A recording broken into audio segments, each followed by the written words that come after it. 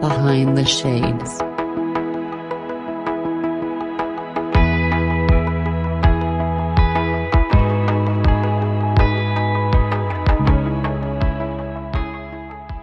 And it's all through delivering a positive message to all, because there's some people out there, Paul, that they have gone days, weeks, months, maybe even years without someone saying, I hope you're okay.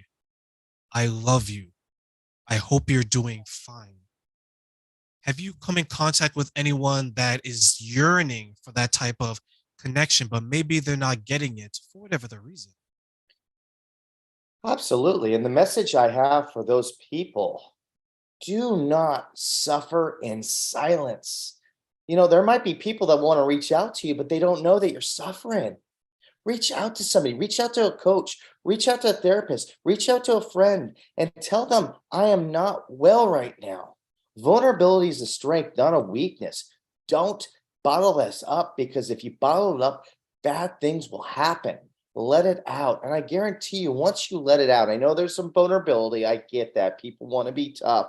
I understand all that. But once you get it out, once you tell somebody that you trust what's going on, you'll feel so much better from yourself, just getting that information out that you've been bottling up. Just releasing it will make you feel so good.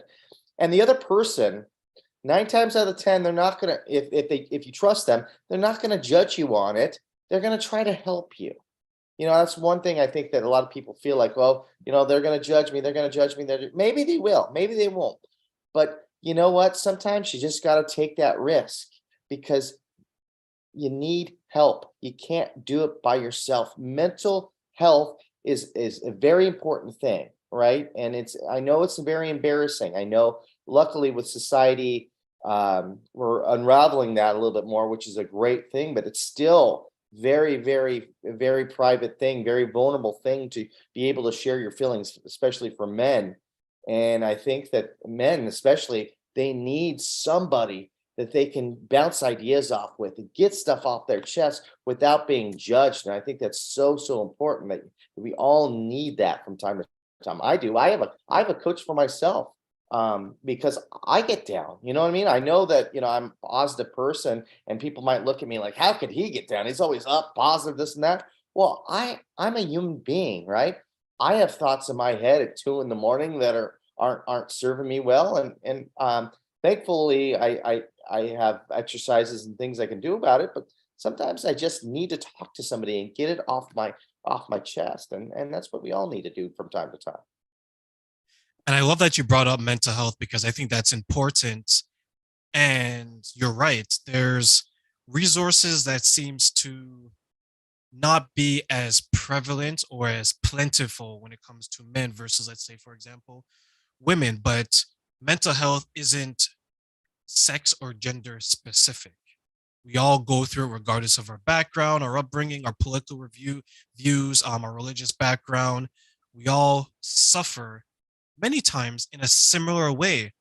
Um, I was having this conversation with my friends, and I told them that we all cry, we all want to be loved, we want to be happy, we all want to be successful by what our definition of success is, not necessarily what society may tell us: the biggest house in the world, the fastest car, the most beautiful girl, the most handsome man.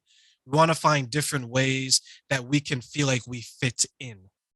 And when you mention tips, I know that you've been through your own journey. And as you share that journey with us today, was there any tips that you did that helped you along to become the man that you are now?